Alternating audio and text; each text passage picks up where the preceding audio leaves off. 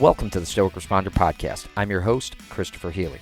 As a special agent who spent more than 15 years conducting large-scale fraud, money laundering, and public corruption investigations, Stoic philosophy provided a mindset edge that became the foundation of my professional success. My mission today is to share those same ancient mindset lessons with you so that you can turn obstacles into opportunities and adversity into advantage. Time to muster up. All right, everybody, welcome back to the Stoic Responder Podcast. This is episode 67, Loyalty in Adversity. Folks, before we get started, I want to remind you about the Overwatch Collective, my favorite 501c3. It's a nonprofit and podcast funding therapy sessions and supporting mental health initiatives for our first responders, our veterans, and their families. The motto at the Overwatch Collective is, one more is one less. And I take that to heart because one more individual that we can provide life-saving therapy services to is one less potential statistic. We're talking this month about suicide awareness because September is Suicide Prevention Awareness Month.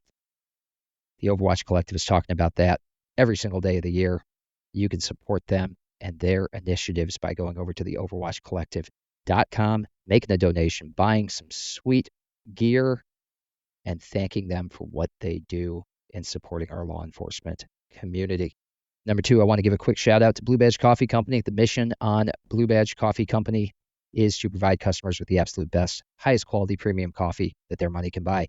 They take a portion of each sale and donate to law enforcement agencies around our great nation to assist them in funding or maintaining peer support and wellness programs for their officers. These programs are crucial for the physical and mental well-being of hardworking officers in the law enforcement agencies across our country. You can check them out. You can buy sweet hats, some sweet sweatshirts, t-shirts, or excellent coffee, premium coffee, over at bluebadgecoffee.com.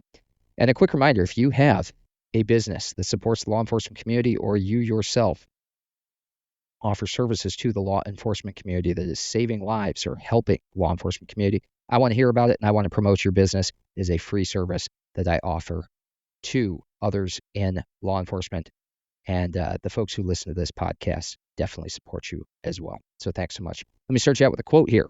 In prosperity, it is very easy to find a friend, but in adversity, it is the most difficult of all things. Epictetus said that. Well, technically, we don't know what Epictetus actually said. He didn't write down any of this. This was all written down by a student and relayed to us by a student. So there's a lot more of Epictetus that we probably don't know because, you know, you've been in, if you've been in college, if you've been in class, if you've been at the academy and you're jotting down notes, how often are you getting it exactly right? So especially if you got like a quill pen and ink, I have no idea how much of that was getting written down in the original Greek and how much of it we have today. But still a great quote nonetheless. In prosperity, it is very easy to find a friend, but in adversity, it is the most difficult of all things. So the quote that I kind of liken this to is one that's been attributed to Benjamin Franklin. Allegedly, he said, "We must all hang together, or assuredly we shall all hang separately." And he said this as he and other representatives of the Continental Congress were debating whether or not to declare independence from Great Britain in the summer of 1776. It's been talked about in, I think the movie, the old play is 1776. So it's been talked about in a number of different settings, and it's a great quote. We must hang together, assuredly we shall all hang separately. It sounds like something Franklin would say, but it's a stark reminder of the need for unity in that time of intense and incredible adversity that they were facing, right? These guys are going up against the most powerful nation on earth. They're going up against their own king. They are committing an act of treason in this moment and debating whether or not to declare independence because they've already crossed a line. They're already engaged in a rebellion. They're already engaged in a physical shooting war against the mother country, but they haven't severed that tie yet, right? This is still, for some people in the colonies at the time, they see this as a reconcilable difference. It's something that we can come to an agreement on. We can figure this out. This doesn't have to escalate. It doesn't have to lead to us severing ties from our homeland, from our native country.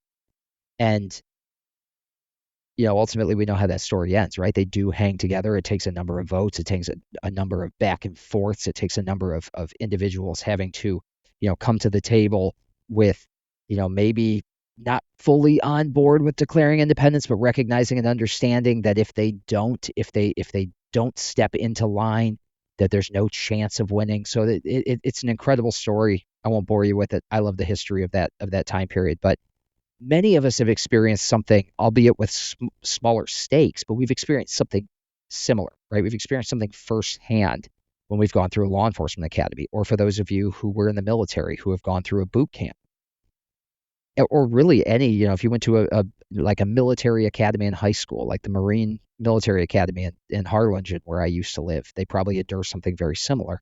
A team experience, preseason for soccer, tryouts, you're working super hard to make the team and you're doing all your conditioning work, in the months before the season even starts. That was for us growing up. I played soccer. I played soccer in high school. I wanted to play in college. I wasn't quite good enough. But it was the time spent together doing soft sand sprints on the beach in August before school started, doing beach runs, doing team runs, all hanging together. That was that shared adversity. And there's power and unity in those moments of adversity. Now, again, those of you like me who have been through a law enforcement academy, you recognize this. When I went through FLETC, the cadre at the Physical Techniques Division, the PTD staff, they love and still love to meter out punishment for the most minor transgressions. And students learn in pretty short order that there's no benefit standing out from the crowd, and classes quickly band together. The people who are like front running and who are trying to get out ahead, they get brought back into the mean, and the people who are falling way behind, they get brought back in, and everybody kind of bands together, right? There's no value in being outside of the pack, outside the group. So everybody bands together and they try to up-level everyone's performance for the good of the whole, because what ends up happening is one person screws up, one person's uniform is out of order, one person does something wrong, and the entire class gets punished for it. It's collective punishment for one person's transgression. So it is in everyone's best interest to not be individuals, to not be front runners, but to raise the level of everyone in the group as quickly as possible. You band together, you level up everyone's performance for the good of the whole. And it's through this shared adversity that we build true friendships and relationships in our academy class. And we build these relationships on principles of trust, on empathy, on mutual support. It's very similar to that same experience, again, that I had in high school, training in preseason for soccer, or in my pledge class in a fraternity where you go through a shared experience, right? Everybody has some experience like that, and you build incredible bonds of trust, empathy, and mutual support. Now imagine just for a second that you took that same spirit of collaborative effort, that same spirit of putting your arms around the group and up-leveling everybody into our post-academy life, into our post-sports life, into our post-fraternity life, into our post-whatever military life. See, prosperity, that can attract superficial connections, but adversity, that reveals genuineness. It reveals strength of friendships. You ever notice how, like people who go to CrossFit together, it's a group training program, and they're all in it together. There's strength, there's friendships and bonds that are built out of that shared suffering that are extremely tight. It's the same mentality. It's the same attitude of shared adversity leads to collective effort. It leads to loyalty. It leads to empathy. It leads to mutual support. It's a reminder for us to cultivate virtuous qualities in ourselves, to seek friends who demonstrate steadfast support and loyalty, even during challenging times. And those people are going to be there for you in those challenging times when you have been with them through similarly challenging times. So if you enjoyed that experience at the academy, if you enjoyed that experience in a boot camp, if you enjoyed that experience in team sports, my suggestion to you is to rebuild that in the circle that you put around you. People have asked me before, and I've talked about this in a podcast, how is it that, my wife and I operate so well together? What's the secret to us, being married for, golly, going on 15 years now? And what I tell them is that, and apologies for the curse words, but I tell them we do hard shit together. The fact that we suffered through, between the two of us, we were on the course together, I think, for 6 Ironman triathlons, 6 or 7 Ironman triathlons on the course together, meaning we trained for them. We attended the race together. We both raced. We both were out there on the course on the same day. We had a similar experience. That's a huge bonding experience. We did all of that before we had children. We did ultra marathons together. We did 3 ultra marathons together. We did a dozen plus marathons together, all before we had children. We went through hard things together. We built a triathlon and running team. We built a personal training studio. We did all those things together before we had children. We, have bought and sold properties and houses and built businesses. The more you do those things, the more you create that collaboration, the more you go through adversity as a team, as a group, the more your bonds are tested and the stronger you become, the more trust and empathy you have for that person when they're going through something difficult. Again, prosperity attracts superficial connections, right? But adversity reveals genuineness. It reveals who someone really is. It creates bonds of friendship, bonds of trust that are beyond and at a higher level than any bonds that you get out of shared prosperity. So I would advise you to consider that and how you build the group around you, how you build the friends around you, how you build the connections around you. Find those people that you can suffer with. Join a running team, join a triathlon team, join a CrossFit group.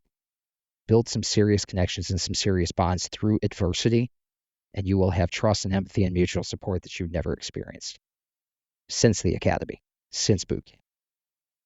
Go for it. All right. Let me leave you with a journal prompt. Ask yourself this, get out your Big Chief notebook, get out your pen. Ask yourself this: am I capable of providing support and loyalty to my friends during the challenging times? Have you experienced enough adversity together that you're capable of being that person to them, of up-leveling them? Really ask yourself.